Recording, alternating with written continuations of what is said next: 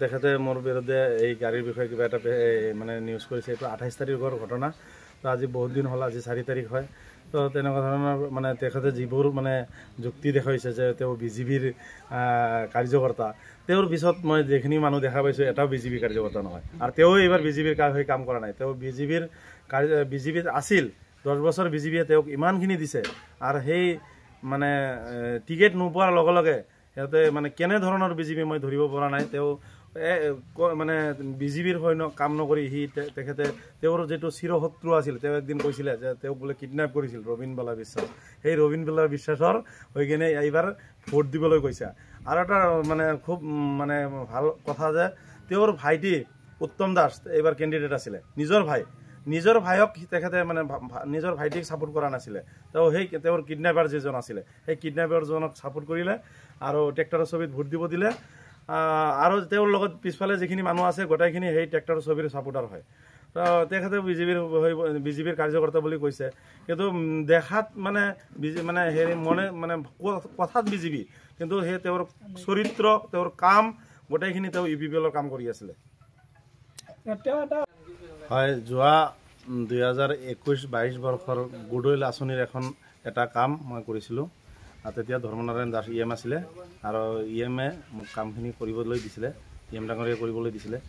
তো কামটো কৰাৰ পিছত কামটো বেলেগৰ নামত আছিলে, এজন ঠিকাদাৰৰ নামত আছিলে। আৰু ধৰ্মনাৰায়ণ দাসে কৈছিলে যে এজন ঠিকাদাৰজন মোৰ বন্ধু হয়, তই কামখিনি কৰি দিয়া, তুমি কামখিনি কৰি দিয়া। তো মই সেই কথামতে 2 কিলোমিটাৰ 100 নাম্বাৰ 1 বগৰীকুটিৰ ৰাস্তাৰ কাম কৰিছিলোঁ।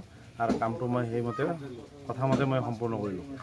তো যেতিয়া বিল হৈছে, তো বিল হোৱাৰ পিছত মানে মই EM ডাঙৰীয়াক জনালোঁ যে এনে কথা, আপুনি ঠিকাদাৰৰ বিল হৈছে, মই গম পাইছোঁ, আপুনি আলোচনা কৰক, পইচাটো দিব লাগে। তো তেওঁ তেতিয়া ক'লে যে নাই, মই ঠিকাদাৰক ফোন কৰিছিলোঁ, ঠিকাদাৰে ফোন ৰিচিভ কৰা নাই, মোৰ ফোনে ৰিচিভ নকৰে, মই ক'ৰ পৰা পইচা দিম, ক'ত পইচা দিব, তেওঁ মোৰ ফোনে ৰিচিভ নকৰে, পইচা আৰু নিদে, তোৰ পইচাটো মাৰা গ'ল, তেনেকৈ ক'লে। তো মই ক'লোঁ নাই, এইটোতো কথা নহয়। তো মই ঠিকাদাৰৰ লগত যোগাযোগ কৰাৰ কাৰণে চেষ্টা কৰিছিলোঁ। আৰু ঠিকাদাৰজনে কৈছে যে মোৰ পৰা ধৰ্মনাৰায়ণ দাসে EMে এখন গাড়ী, মই ইনোভা গাড়ী তেওঁক মোৰ তোমাৰ পইচাৰ বদলি এখন ইনোভা গাড়ী দিয়া হৈছে তেওঁক, আৰু তেওঁ তোমাৰ পইচাটো মোৰ তাতে মানে কামৰ যিখিনি পইচা পোৱা এইখিনি পইচা মই ইনোভা গাড়ী দি দিছোঁ, আৰু তোমাক তেওঁ পইচা দি দিব। তো ধৰ্মনাৰায়ণ দাসক যেতিয়া মই কথা পাতিলোঁ, তেখেতে মানে কথাখিনি মানে সঠিক উত্তৰ নিদিয়ে আৰু অলপ এৰাই চলে মোৰ পৰা। তো এৰাই চলাতে মই আমাৰ তামোলপুৰ জিলাৰ সভাপতি ডাঙৰীয়াকো মই জনাইছিলোঁ। আৰু আমাৰ তেতিয়া EM আছিল ৰণেন্দ্ৰ নাৰ্জাৰী ডাঙৰীয়া, তেখেতেও গম পায়। তেখেত দুজনক জনোৱাৰ পিছত তেখেতে মই একেলগে আমাৰ নাগজুলি মণ্ডল সভাপতি আছিল ৰামবাস্তলা ডাঙৰীয়া, আমি 4জনে 5জনে একবাৰ আলোচনাও কৰিলোঁ। তেতিয়া তেখেতে স্বীকাৰ কৰিছে যে মই পইচাটো সোনকালে ওলাই দিম। তো আজি 2021-22 বৰ্ষৰ কাম, আজি মোটামুটি 4 বছৰ হৈছে। 4 বছৰ ধৰি তেখেতে মোৰ কামৰ এই পইচাখিনি দিয়া নাই, আৰু বৰঞ্চ মোৰ পইচা দি তেখেতে ইনোভা গাড়ীখন আনি চলাই আছিলে। আৰু গাড়ীখন সেই ঠিকাদাৰৰ নামতে আছে, ধীৰাজ বৰগোহাঁই, তেওঁৰ নামতে আছে। তো ঠিকাদাৰেতো ঠিকাদাৰৰ লগত একচুৱেলি মোৰ মতলব নাই, মই ঠিকাদাৰে কামটো কৰিবও দিয়া নাছিলে, কামটো EMে কৰিব দিছিল। আৰু EMক ঠিকাদাৰৰ পৰা EMে গাড়ী লৈ আহিছে ধৰ্মনাৰায়ণ দাসে। তো তেখেতক মই যেতিয়া কওঁ তেখেতে এৰাই চলে। সেইকাৰণে মই মোৰ ভাইটি সেইদিনা হয়তো গাড়ীৰ পইচা বিচাৰিছিলে। আৰু তেখেতে এইবাৰ ইলেকশ্যনতো যিহেতু বিজেপিৰ প্ৰাৰ্থিত্ব মই লাভ কৰিছিলোঁ, আৰু মই বিজেপিৰ পৰা ইলেকশ্যন খেলিছোঁ, তেখেতে টিকেট পোৱা নাই। তো তেখেতে কি কৰিছে, বিজেপিৰ বিৰোধ কৰিছে, মানে UPPLৰ হৈ কাম কৰিছে, UPPLৰ হৈ কাম কৰিছে।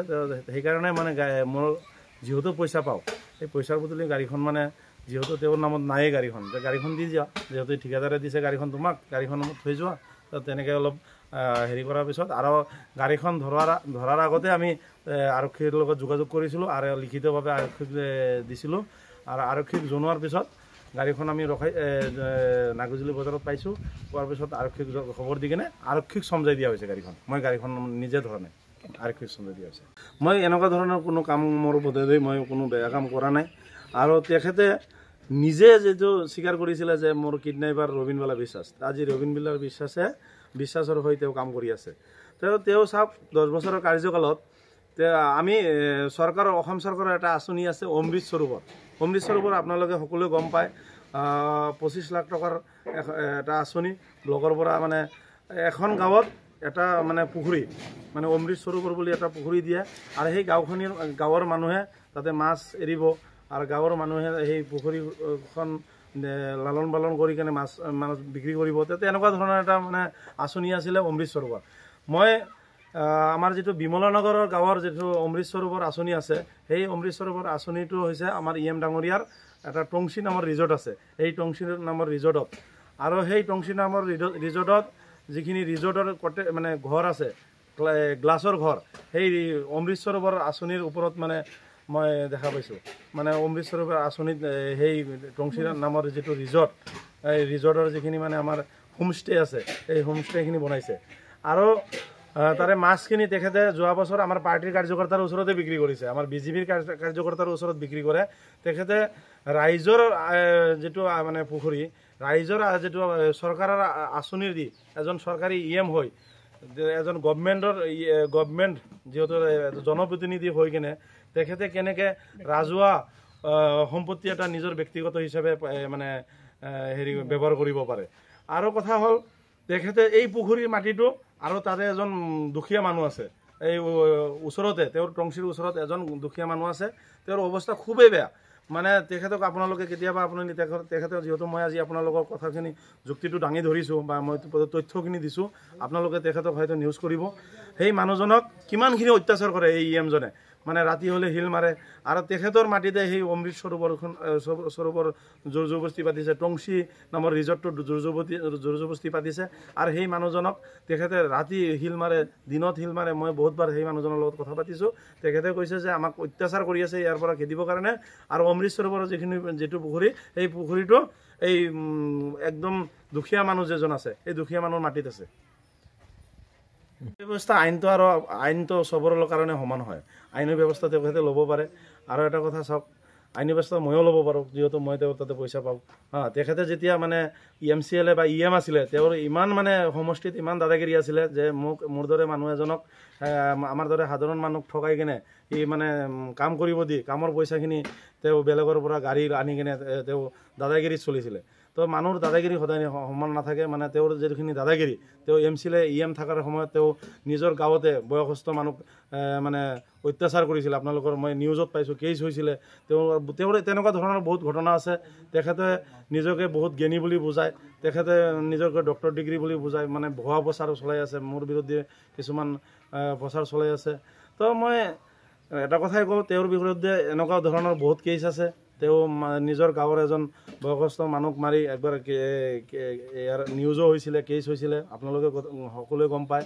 আৰু তেওঁ নিজৰ ঘৰতো অত্যাচাৰ কৰিছে, অত্যাচাৰ কৰি নিজৰ ভাইৰ মাজতো মানে কাজিয়া হৈছিলে, কেছ হৈছিলে। মই সেইবোৰ কথা মানে ক'ব বিচৰা নাই সময়ত। আৰু বহুত মোৰ তাতে তথ্য আছে, মই তথ্য সহকাৰে আপোনালোকৰ সন্মুখত আগন্তুক দিনত দাঙি ধৰিম প্ৰত্যেকটা মানে সত্য কথা।